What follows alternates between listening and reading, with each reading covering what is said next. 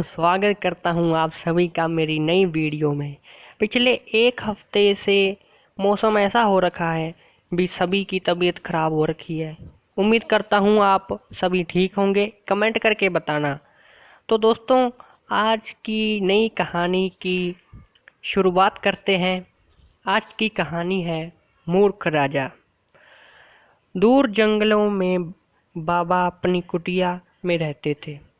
कुटिया के बाहर चारों तरफ घने पेड़ लगे रहते थे और कुटिया की साइड में ही एक कुआं था। बाबा कुटिया के बाहर तपस्या करते और हर दिन गांव जाकर वहां से भिक्षा लाकर अपने कुटिया में दोबारा चले जाते और वहां के सभी पंछियों को खाना डालते और उसके बाद फिर वे स्वयं भोजन करते और दोबारा तपस्या में लग जाते। जब बाबा गांव जाते तब सभी उनका आदर सम्मान करके उन्हें भिक्षा में अच्छा खाना और पंछियों के लिए भोजन दाना उनके झोले में डाल देते और बाबा आराम से अपनी जिंदगी व्यतीत कर रहे थे। एक दिन बाबा ने राजा के महल जाने की सोची। बाबा ने सोचा कि महल तो बाद में चला जाएगा, क्यों ना मैं एक बार तबेले में जाके घोड़ों से ही क्यों ना देख लूं। बाबा जब घोड़ों के तबेले में पहुंचे, उन्होंने देखा कि राजा अपने घोड़ों को सहला रहा है। बाबा ने सोचा कि यही सही मौका है, मैं राजा से यहीं भिक्षा मांग लेता हूँ। बाबा ने अपने झोले से कटोरा निकाला और मूर्ख राजा से कहा कि इस बाबा को भिक्षा के तौर में कुछ दे दीजिए महाराज। राजा ने अपनी चारों तरफ देखा लेकिन उसे भिक्षा के तौर में कुछ नहीं दिखा। फिर दूर एक राजा को एक घोड़ों के गोबर का एक ढेर दिखा। राजा वहां गया, उसमें से 2 मुट्ठी गोबर की उठाई और बाबा के कटोरे में डाल दी और कहा, लीजिए बाबा, मेरे पास तो अभी यही है। बाबा ने बिना कुछ कहे वो भिक्षा अपने कटोरे में ली और अपनी कुटिया के पास आकर खाली जगह में उड़ेल दी और अपनी तपस्या में लीन हो गए। 1 साल बाद वो 2 मुट्ठी घोड़ों का गोबर एक बड़ा सा ढेर बन गया।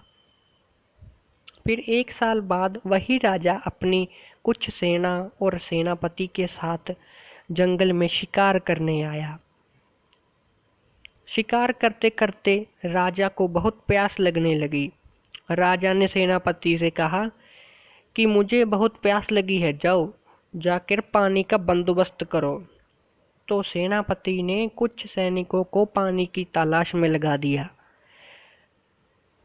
एक सैनिक ने देखा कि दूर जंगल में बाबा की कुटिया है और कुटिया के पास ही एक कुआं है। जैसे ही सैनिक को ये बात पता लगी, सैनिक दोबारा राजा के पास गया और कहा, महाराज, वहाँ एक बाबा की कुटिया है और कुटिया के पास ही एक कुआं है, हम वहाँ से पानी पी सकते हैं। राजा अपनी सेना के साथ उस कुएं के पास पहुंच गया।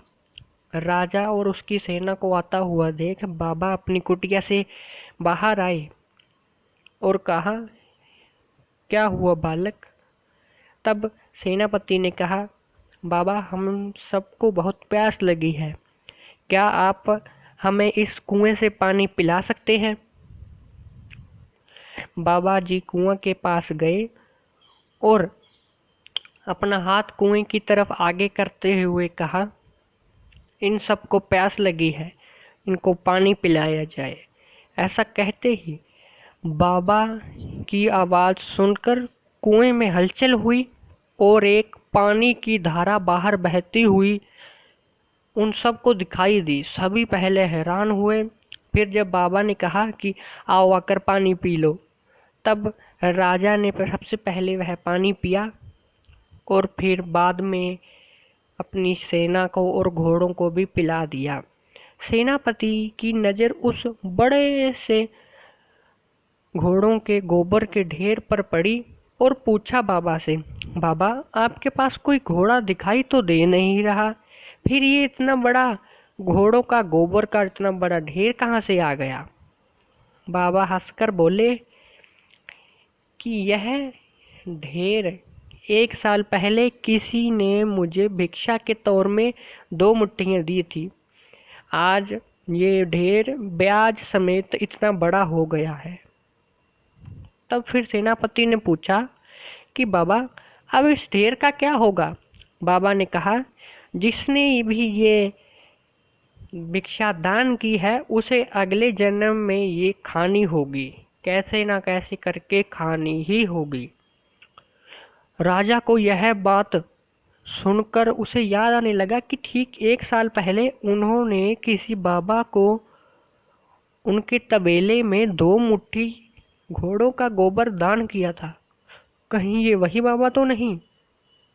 यह बात सुनकर ही राजा सिरों लेके पैरों तक कांपने लगा और जाके बाबा के चरणों में जाकर लेट गया और बाबा से क्षमा मांगने लगा। बाबा मुझे माफ़ कर दीजिए, यह भिक्षा मैंने ही आपको 1 साल पहले दी थी।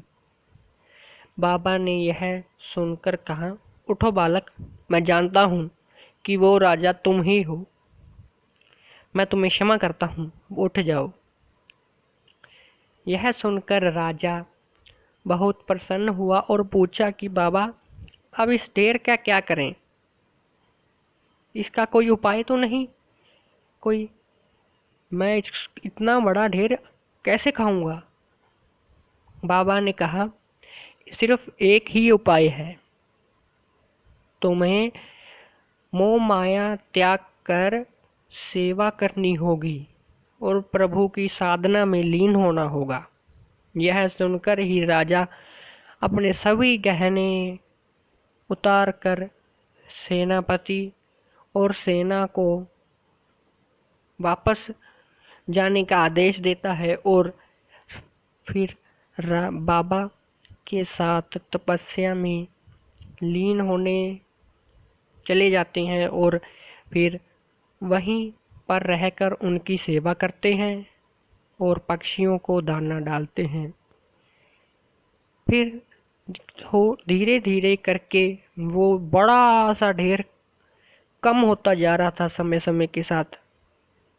जब वो सिर्फ 2 मुट्ठी बनकर रह गया तब बाबा ने कहा, अब बालक तुम ऐसा करो, इसके चारों तरफ आग लगाओ, जब इसकी राख बन जाए तो इसको पानी में घोलकर पी लेना। राजा ने वैसा ही किया जैसा बाबा ने कहा।